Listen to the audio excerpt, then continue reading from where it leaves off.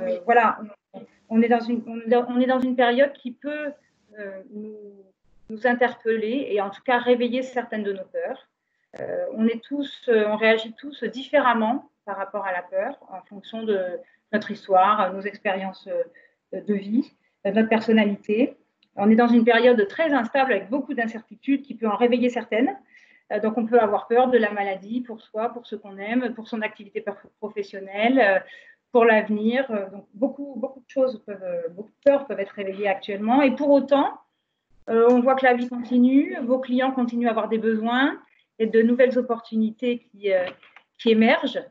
Et donc, ce que j'aimerais partager avec vous aujourd'hui, ce soir, c'est que la peur peut vraiment être traversée pour laisser de la place à de la créativité. Olivier disait être son allié, en tout cas, et des opportunités qui vous correspondent.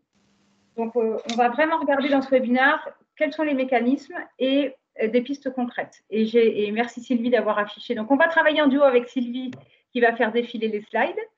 Oui. Et je vous ai mis cette citation pour démarrer, puisqu'on va voir en premier quelques éléments des mécanismes de la peur. Et j'aime beaucoup cette citation de Marie Curie qui dit que rien n'est à craindre, tout est à comprendre. Et ça en dit long sur le démarrage de notre webinaire. Donc Sylvie, si tu veux bien passer à la slide suivante. De quoi parle-t-on exactement quand on parle des peurs? Et j'aimerais juste repréciser qu'à la fin, évidemment, on aura un temps de questions-réponses parce que le sujet est extrêmement vaste et j'ai essayé de l'aborder par quelques angles pour que ce soit pragmatique et utile pour vous. D'abord, c'est humain d'avoir peur. On connaît tous ça et j'aimerais partager avec vous très rapidement les résultats d'une étude d'un neuroscientifique mondialement connu qui s'appelle Jack Panksepp, qui a étudié le cerveau social et les mécanismes neuronaux des émotions sociales. Il en a identifié 7. Donc, il y a 7 émotions sociales que tous les êtres humains possèdent. La peur en fait partie, mais il y a également la curiosité. C'est ce qui fait qu'on a cette capacité à explorer le monde, à découvrir, à inventer. Nous sommes dans le club de la performance commerciale, donc normalement, c'est une des émotions sociales que vous avez tous. Le jeu, c'est un besoin qui est vraiment inné et qui favorise le développement de la mémoire et de l'apprentissage. La tristesse, c'est ce qui permet d'alerter ses parents quand on est petit sur le fait qu'on a faim, mais c'est par les cris, mais c'est aussi ce qui permet de rechercher du lien social. Ce qu'on appelle le care, c'est cette capacité à prendre soin des petits au départ, et puis des autres, c'est vraiment le système de fondation de l'empathie. La séduction, c'est aussi une émotion sociale que tous les êtres humains possèdent. C'est le désir, la passion qui permet d'assurer la survie de l'espèce. Et puis enfin, la colère qui permet de se défendre et de défendre son intégrité physique et morale, et de défendre son territoire, si on prend les temps ancestraux, et de lutter contre la peur. Sylvie, si tu veux bien recliquer, toutes ces émotions sociales, en fait, elles ont pour but... Ah, mais je me demande si je ne peux pas prendre le contrôle. Je vais essayer quelque chose. Oui. Ah oui, oui, c'est bon. Ça marche, ça? Ouais. Oui. Voilà, ça va éviter de le faire. Donc, toutes ces émotions sociales que tous les êtres vivants possèdent depuis la nuit des temps, elles répondent au départ à des besoins fondamentaux et ancestraux qui étaient la survie de l'espèce et la création de contacts, puisque nous sommes des êtres sociaux. Du coup, si on revient à la peur... Ah non, ça ne marche pas. Sylvie, il faut que ce soit toi. Si. Alors. C'est bon? Oui. Alors, moi, ça ne défile pas, par contre. Ah. Là, je suis sur le slide. À quoi sert la peur? Ah oui, ça y est. Alors, attends, j'ai trouvé comment faire. C'est bon? Oui. Alors, du coup, à quoi sert la peur? Plusieurs éléments. Réduire l'impact des menaces. Au départ, c'était vraiment survivre, se protéger. On n'allait pas se frotter, on ne va pas se frotter au lion, au tigre dans la savane. Mais c'est aussi être prudent. Vous avez remarqué, si vous avez des enfants, quand ils sont petits, ils n'ont aucune notion du danger. On leur met un casque des protections quand ils skient, parce que sinon, tout droit et ils ne se rendent pas compte. Donc, et puis petit à petit, ils apprennent, leur cerveau se développe et leurs parents leur apprennent que c'est peut-être mieux de mettre des petits trous avant de faire du vélo et de freiner quand la pente est trop forte. Et puis, dans une dimension peut-être plus proche de notre époque, les peurs un peu fortes qu'on peut avoir, ça peut être la peur de l'échec, ça peut être la peur de décevoir, la peur de se ridiculiser. Et dans ce cas-là, le fait d'avoir peur, ça peut permettre d'anticiper et de se préparer. Vous connaissez, vous avez tous eu des rendez-vous importants et plus vous vous préparez, plus vous êtes à l'aise et mieux le rendez-vous se passe. Donc, vous connaissez, les acteurs au théâtre aussi, ils connaissent le trac, mais c'est ce qui leur donne aussi l'énergie de monter sur scène et de réaliser leur rôle. Donc, la peur, elle sert aussi à faire de son mieux, se dépasser, expérimenter de nouvelles choses. Ce n'est pas que négatif. Il y a 3 réactions réflexes face à la peur. Vous pourrez réfléchir à celle qui vous correspond le mieux. La fuite, l'attaque ou la tétanie. Mais alors, ce qui est intéressant, une fois qu'on s'est dit ça, là je suis très frustrée parce qu'on ne peut pas faire de questions-réponses, mais ça viendra après, c'est que des études ont montré que seuls 8% de nos peurs sont réelles. Tout le reste, c'est le fruit de notre imagination, notre éducation éventuellement, mais ce ne sont que des créations mentales. Et en fait, ce qui se passe, c'est que nos pensées ne sont pas exactement la réalité. Par exemple, je vous demanderai de faire cet exercice. J'aimerais que vous pensiez tous, je ne peux pas lever la main droite. Je ne peux pas lever la main droite, je ne peux pas lever la main droite, c'est impossible, je ne peux pas lever la main droite. Et en même temps, j'aimerais que vous leviez la main droite. Mais je ne peux pas lever la main droite, je ne peux pas lever la main droite, je ne peux pas lever la main droite. Vous voyez? Vous ne pouvez vraiment pas. Hein.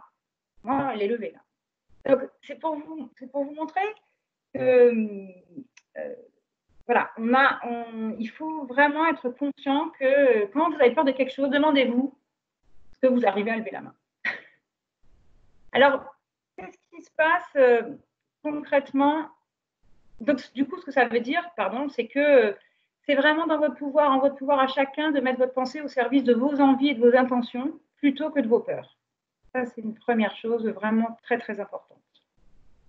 Après, si on regarde un petit peu ce qui se passe dans notre cerveau et dans notre corps pour arriver à des solutions, très rapidement, on a, vous voyez, notre cerveau, très schématiquement, il est constitué de 3 parties. Il y a la partie jaune, qui est ce qu'on appelle le cerveau reptilien, c'est le siège de tous nos instincts. Donc, c'est les émotions dont on a parlé, les émotions sociales dont on a parlé tout à l'heure, c'est l'instinct de survie, c'est toutes les émotions de base, tout ce que vous faites par réflexe. Ensuite, il y a la partie rouge, qu'on appelle le cerveau limbique. Cette partie rouge, c'est le siège des émotions. Donc, la partie jaune, le siège des instincts et des réflexes, la partie rouge, le siège des émotions. Mais c'est aussi le domaine du connu, ce que vous avez appris quand vous étiez petit, à l'école, par vos parents, par l'expérience. C'est le domaine de ce que vous maîtrisez. Et donc, c'est vraiment tout le côté automatique et systématique de votre mode de fonctionnement, c'est-à-dire, vous montez dans la voiture, vous tournez la clé, vous embrayez, vous enlevez le frein à main, vous n'avez pas besoin d'y réfléchir. Vous arrivez au feu rouge, vous arrêtez, il passe au vert, vous redémarrez. Vous avez une propale à faire, vous la préparez selon une trame que vous connaissez bien, avec laquelle vous êtes à l'aise. Voilà, c'est tout le mode automatique et systématique. Et puis, il y a la partie ensuite, donc cette partie-là, elle est très utile pour suivre les règles. Elle est plus limitante face à la nouveauté. Et puis, la partie grise, c'est notre cerveau qu'on appelle le néocortex préfrontal, qui est, lui, le siège de l'inconnu, du non maîtrisé, de la créativité. Toutes ces caractéristiques, c'est la curiosité, la souplesse, la nuance, la relativité. Et donc, une fois que vous êtes très au fait des 3 parties qui constituent notre cerveau, qu'est-ce qui se passe quand on est face à une situation complètement nouvelle, type 15 mars? Le réflexe de notre cerveau, il est plutôt paresseux. Donc, son réflexe, c'est de fonctionner avec ce qu'il connaît et de rester dans le connu et dans le maîtrisé. Donc, il va chercher dans la partie rouge quelle expérience ressemble, quels sont les repères qui ressemblent et qu'est-ce qu'il peut mettre en place pour répondre à cette situation qui est nouvelle. Et sauf que dans une situation vraiment totalement inédite, les repères et les réflexes habituels ne fonctionnent pas. Du coup, votre cerveau, il envoie un message dans votre corps, des hormones de stress qui se manifestent de différentes façons, on verra après, que vous pouvez interpréter de deux façons. La première façon, c'est de vous dire, ah bah oui, je suis face à une situation que je ne connais pas, je ne sais pas comment faire, je ne vais pas y arriver, j'ai peur, et puis d'ailleurs, je me sens un peu saisie, j'ai un peu mal à l'estomac, j'ai un peu la bouche sèche, donc vraiment, c'est que je ne vais pas y arriver, que je ne sais pas. Et puis, il y a une deuxième interprétation qui est, ah ben non, en fait, je sais que j'ai un cerveau qui est un peu paresseux, il se réfère à ce qu'il connaît. Donc, en fait, là, il est en train de me dire que mes repères habituels, ils ne fonctionnent pas, il faut que je trouve une autre façon de faire.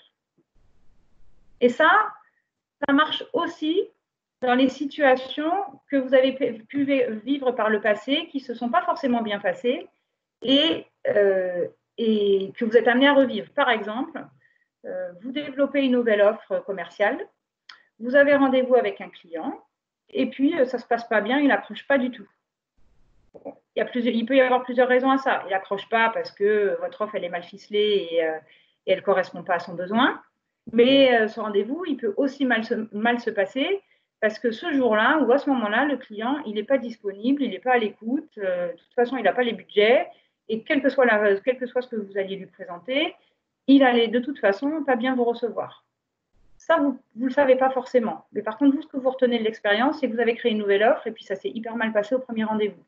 La fois suivante, quand vous allez créer une nouvelle offre, consciemment, inconsciemment, c'est possible que vous soyez un peu plus angoissé que d'habitude parce que ça s'est passé comme ça.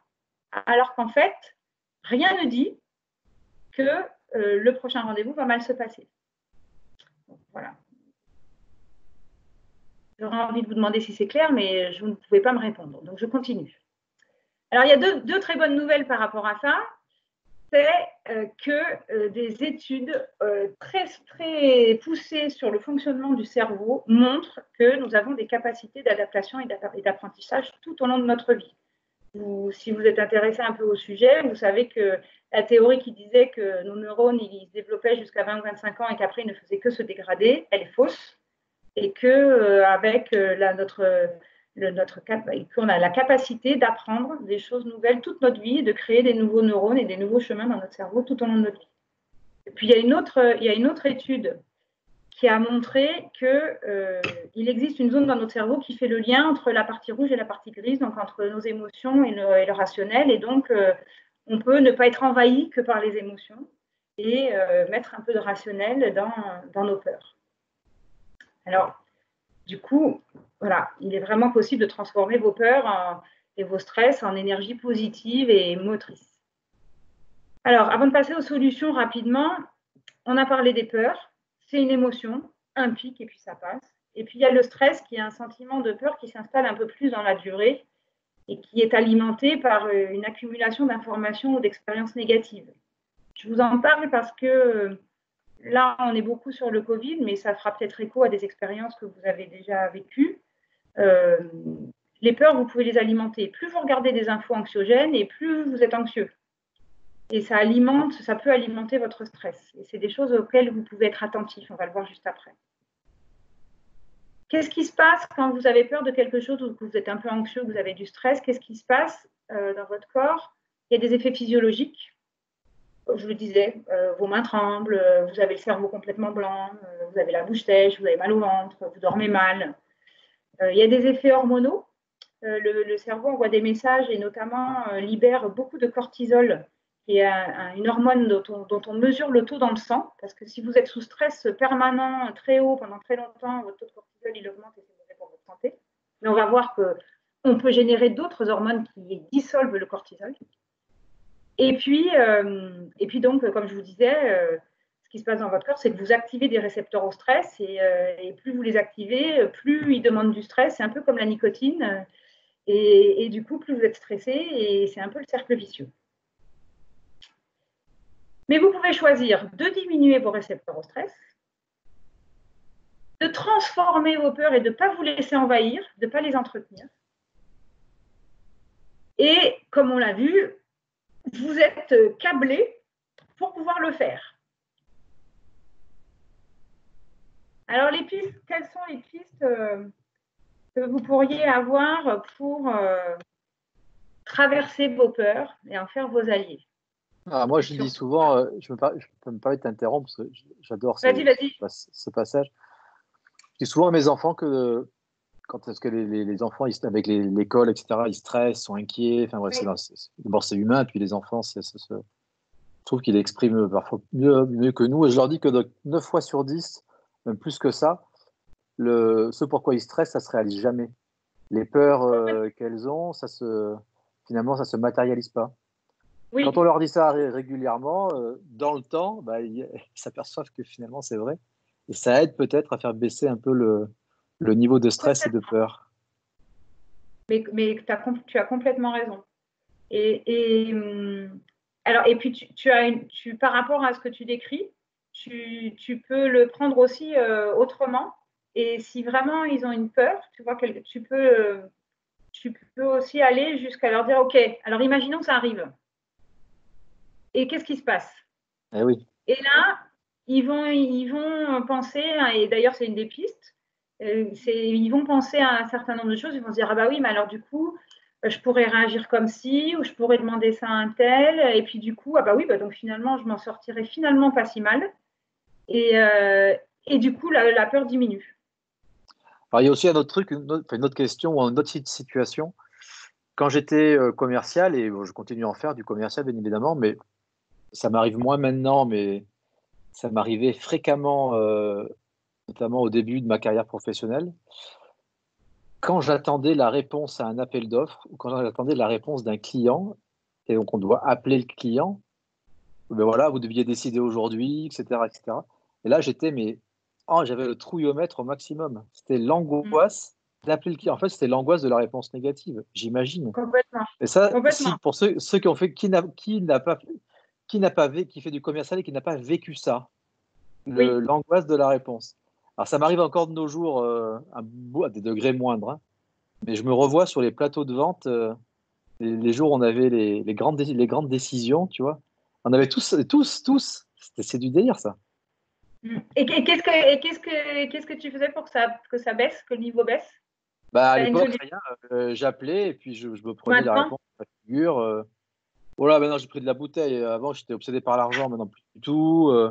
Un client perdu, 10 de retrouver. Bon, avec l'âge, on prend voilà. Et puis, il y a d'autres sources moi, je trouve d'autres satisfactions aujourd'hui dans mes activités professionnelles autres que la réponse d'un client. C'est pas un client qui va influer sur mon état, mon bonheur ou mon malheur. Hein, voilà. Mais à 25 ans, ça, on n'en a pas forcément conscience. Non, tout à fait. Alors, une des pistes par rapport à ça, c'est, comme tu dis, il y a des sources autres, et puis il y a, dans la démarche commerciale, il y a, dans la démarche commerciale, c'est compliqué parce qu'on veut tous que le client dise oui. Et quand il dit non, c'est forcément désagréable. Mais plus on est convaincu de ce qu'on propose, et plus ça on augmente les chances du oui. Oui, non, mais c'est sûr. Ouais. Non, ça allège la réponse négative parce qu'ils ne disent pas toujours oui. Ah bah non. non. Parfois, ils disent non, mais parfois, il y a une autre chose aussi, c'est qu'il y a la dimension commerciale et puis il y a la relation. Parce que parfois, ils disent non à une chose et puis ils disent oui plus tard à autre chose. Et bon, ça, c'est un autre sujet. Ouais. Alors, quelques pistes efficaces. Alors, quelques pistes efficaces. La première chose, c'est reconnaître les signes physiologiques. Parce que si vous êtes en voiture, quelqu'un manque de vous rentrer dedans, c'est bon, ça, vous savez que vous avez eu peur. En revanche, vous êtes dans une situation de business de tous les jours et il y a quelque chose qui vous tracasse, qui vous gêne, qui vous angoisse, enfin, l'angoisse c'est trop fort, mais enfin, qui vous perturbe et vous dormez moins bien, mais vous ne mettez pas le doigt dessus. Si vous apprenez à reconnaître les signes physiologiques de l'anxiété, du stress ou de la peur, ça peut déjà vous aider à décortiquer ce qui se passe. Et pour ça, une option, c'est de vous poser la question dans votre corps. La peur ou l'angoisse, elle est quelque part dans votre corps. Donc, où est-ce qu'elle se met dans votre corps? C'est quoi les signes pour vous de votre expérience de la peur. Ensuite, il y a dire ce qui vous inquiète, ce qui vous fait peur. Le fait de nommer, de former les mots, les phrases et de le dire à quelqu'un, ça le met à l'extérieur de vous et ça crée une distance.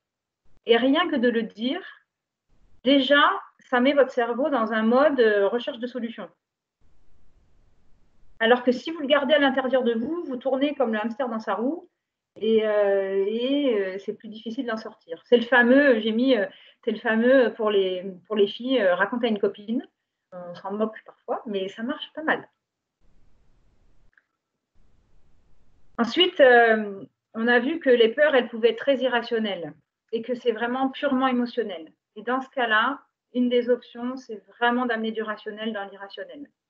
Et pour ça, de bien distinguer ce que vous maîtrisez de ce que vous ne maîtrisez pas et de passer à l'action.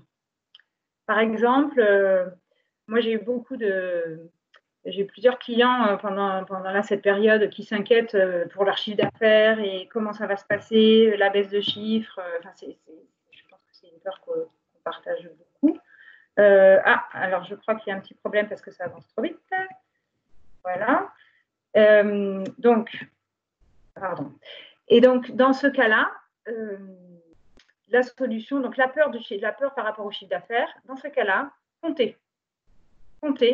Vous avez combien dehors, faites le suivi des factures qui restent à régler, quels sont les biens que vous avez en dehors de votre activité et ça vous permet de tenir combien de temps. Enfin, c'est peut-être, je vois Olivier qui sourit, c'est peut-être idiot, mais ça met tout de suite, ça met du rationnel dans l'irrationnel. Ça ne règle pas la question du chiffre d'affaires qui ne rentre pas pendant 2 mois quand on a une activité à l'arrêt, mais ça vous montre quand même que vous n'êtes pas à la rue.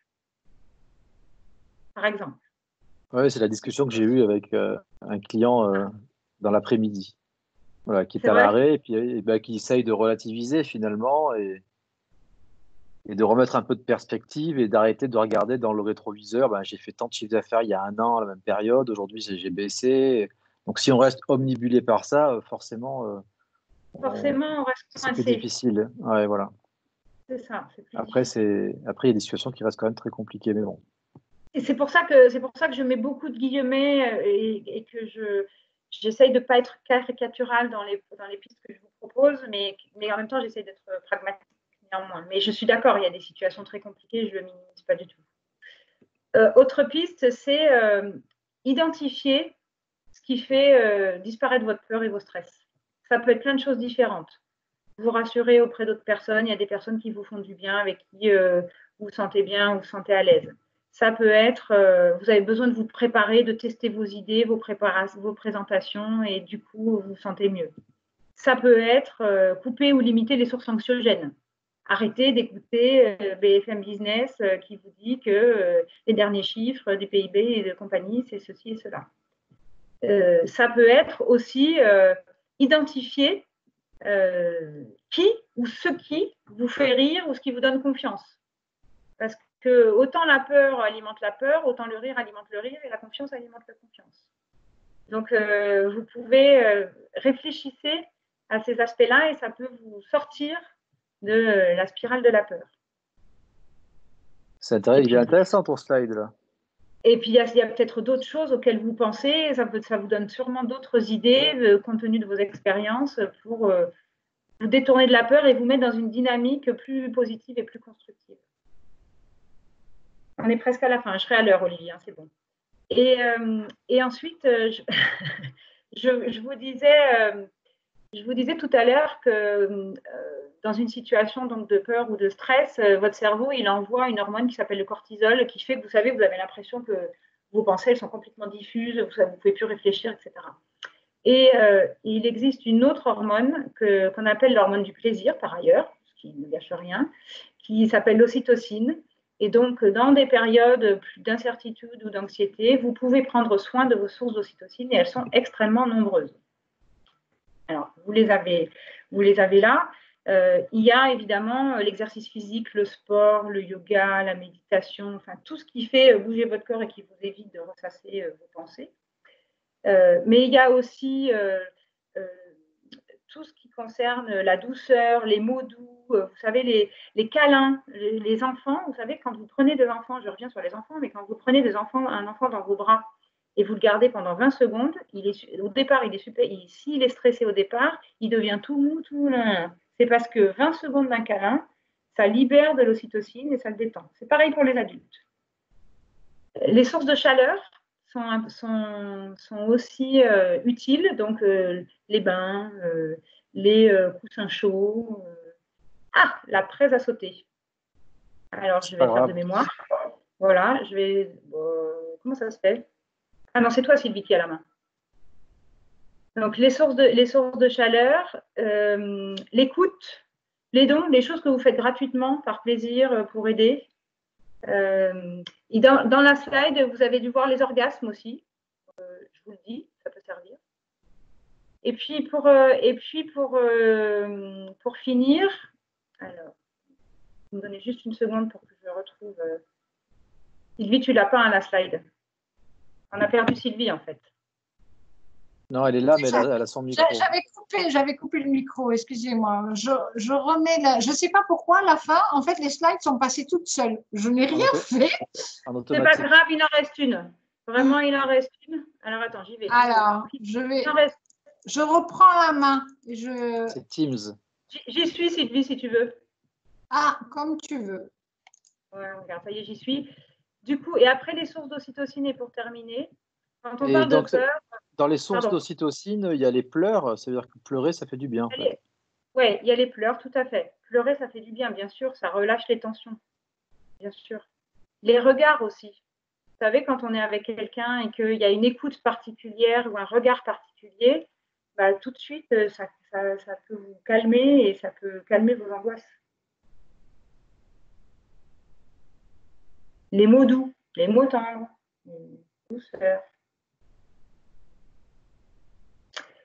Et pour finir, quand on parle de peur, on peut être amené à parler de courage.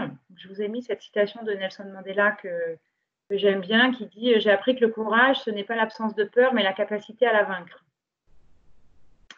Donc, vous pourriez réfléchir à mettre en place des rituels ou identifier ce qui vous donne du courage. Certains, avant des rendez-vous importants, mettent une playlist bien spécifique.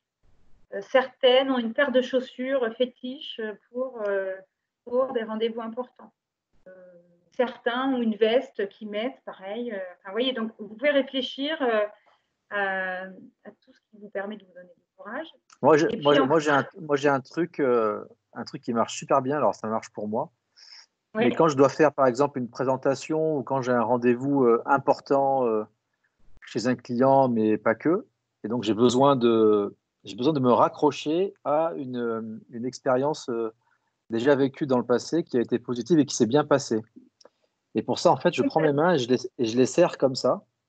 Et quand je fais ça, ça me ramène à un point dans ma vie passée très précis où j'étais jeune commercial, où je soutenais, j'avais une grosse soutenance lors d'un gros appel d'offres chez un grand client que j'ai remporté. Et du coup, cet ancrage-là me ramène dans cet état-là et ça me donne, du coup, un peu plus, modestement, de confiance et d'allant lors de sa présentation. Et donc, j'ai associé cette mémoire, ce souvenir à ça. Voilà. Donc, Sylvie, pour un prochain club, si tu me vois faire ça, tu sauras pourquoi. Je t'ai donné mon truc. Mais merci de le partager parce que tu as raison. Enfin, vous avez vu tout à l'heure, on a dit il y a 8% de nos peurs qui sont réelles et on crée beaucoup nos pensées. Donc, se raccrocher à des expériences qui ont été positives et avec succès pour vous, c'est le meilleur moyen de vous mettre dans les bonnes conditions, c'est sûr. Et bah, ça fait le lien avec le dernier point, qui est que derrière chaque peur, il y a une envie. Et donc c'est l'envie qui peut être différente pour chacun, l'envie que ça marche, l'envie que le client dise oui, l'envie de faire plus de chiffres, enfin, vous voyez, l'envie que votre offre elle plaise. Et donc, vous pourriez vous remplacer systématiquement j'ai peur d'eux ou ça me stresse par j'ai envie de. Et vous savez qu'il faut normalement 21 jours pour changer les habitudes. Donc, si vous le faites systématiquement pendant 21 jours, il y a des chances que ça devienne un réflexe pour votre cerveau. Voilà. Et donc pour conclure, on a vu que la peur était une qualité humaine, que si vous lui laissez trop de place, elle peut restreindre le champ des possibles et vous empêcher de voir les opportunités qui sont prêtes à être saisies. Si vous lui laissez trop de place, elle vous fait voir le monde beaucoup plus petit qu'il n'est en réalité. Mais ce n'est pas une fatalité. Et même si ce n'est pas toujours facile, vous avez toujours le choix de dépasser vos peurs pour concrétiser vos envies.